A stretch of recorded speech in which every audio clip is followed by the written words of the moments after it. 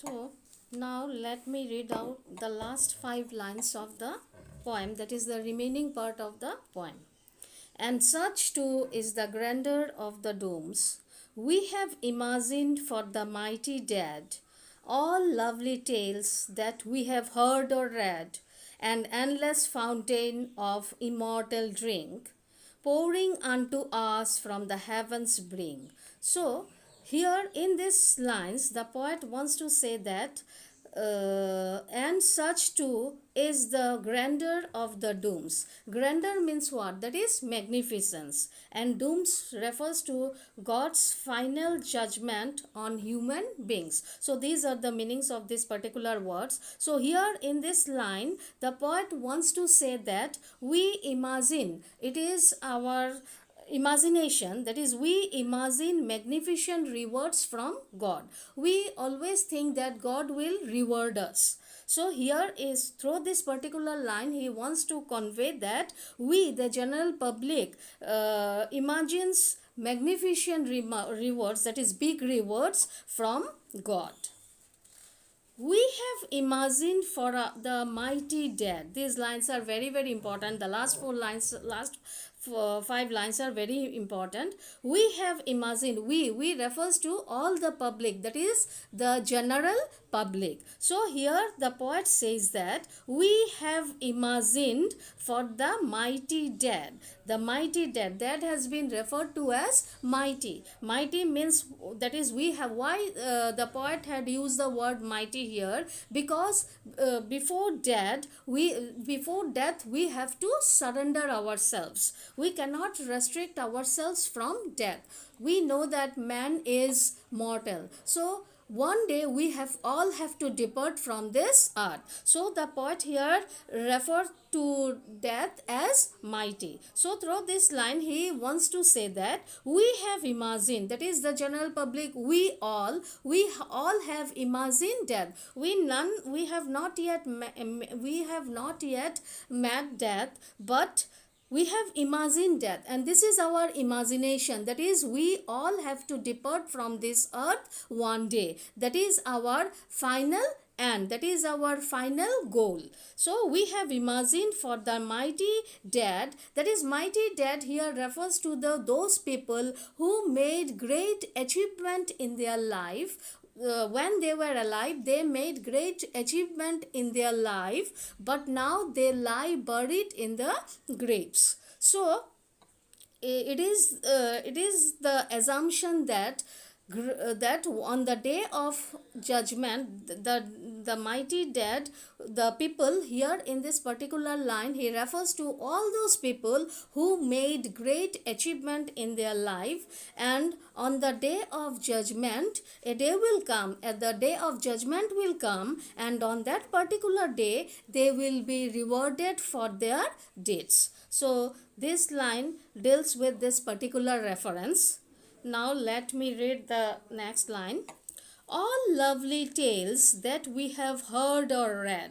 All lovely tales. The poet here refers to the tales, the stories. Tales here means stories. So here he says that, here he points out that we the people, we the general public are reading all the stories. Tale refers to the stories, as I have told, stories that we have heard or read. That where from we know the stories, where from we get to know the stories, that is we are knowing the stories from the books, or we are hearing the tales from our ancestors. So here in this particular line the poet says that the tales are very much lovely, all lovely tales, that is the stories are very much enchanting, the stories are very much attractive, the stories are very much lovely. So we are hearing all the stories from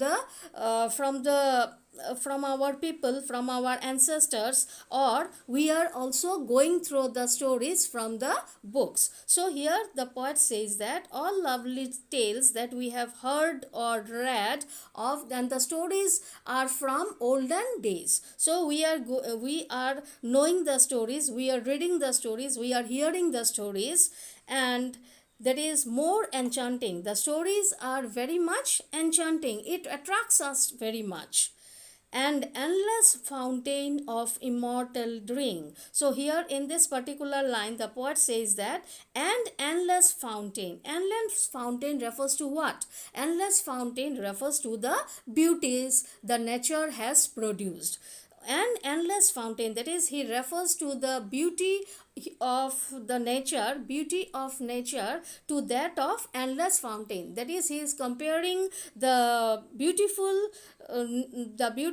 things that nature has produced to that of the immortal drink. Immortal drink means what? That is a drink that gives heavenly joy, and he refers to the beauties as endless fountain. You have seen the fountain. Fountain refers to, we all have seen, we all have visualized fountain, so we know that what does a fountain do, that automatically continuously the water is coming out and coming out of the fountain. So it is an endless process. That is, so here also the poet is comparing the beauties of nature to that of endless fountain. That is, as the water of fountain goes on and on, comes out and out, so also the beauties of nature goes on and on. Beauties goes on and on, it will never come to an end. So an endless fountain of immortal drink. Now the most important thing is, these lines are very important. Of immortal drink. Immortal drink means what? As I have told, a drink that gives heavenly joy. So here also he is comparing the fountain to that of, fountain means the beauties of nature, to that of immortal drink. That is, the drink immortal means it will never come to an end. So it will never come to an end. The drink, he has resembled the fountain to that of an immortal drink, that the drink will never come to an end. That is, it is a continuous process. It gives us immense joy, it gives us pleasure. Whenever we look at the beautiful things around us, it gives us immense pleasure, it fills our heart with joy. We at that very moment, or at that instant, we forget our sorrow and becomes very much joyful. Our heart becomes filled with pleasure. We forget our miseries, we forget our disappointment, we forget our sufferings. So all these things refer to this joy. All the particular beauties that nature has produced gives us immense joy, and it is very much permanent in this world. It is a constant source of joy. It gives us immense pleasure, it makes our heart filled with joy. Pouring unto us from the heavens brink. Pouring means what? Putting down. Pouring unto means upon. Pouring unto us from heaven's brink. So who is giving us the joy? Who is giving us the joy? That is the heavens brink. The joy is coming out, the joy is giving. Now who is there in the heaven? We know that God is there in the heaven. So who is giving us joy? God is giving us joy. Pouring unto us, that is, he is pouring upon us the joy from heaven's brink. That is, the beauty of heaven's brink means, that is, extreme edge of heaven. Extreme edge of heaven. The God is showering his blessings on us. So God is showering. Pouring means showering. God is showering upon us the beauties from heaven's brink, that is, from the edge of heaven. So here in this line the poet wants to say that the beauties of daffodils, that is, the beauties of nature, rills and musk roses, attracts us very much. So here in through this particular lines, he wants to convey that though the stories are very much attractive, we like to read stories, we like to hear stories from our elders, from our grandmothers. So but here also he wants to say that the stories are attractive, no doubt the stories are attractive, but which is much more attractive? The beauties of nature, the beautiful things that God had pouring upon us from heaven is much more attractive than the stories that we are listening, or that we are heard from our ancestors, from our grandparents, or that we have read from the books. So in a nutshell, we can say that beauty attracts us very much. It gives us immense pleasure. It is a source of constant joy.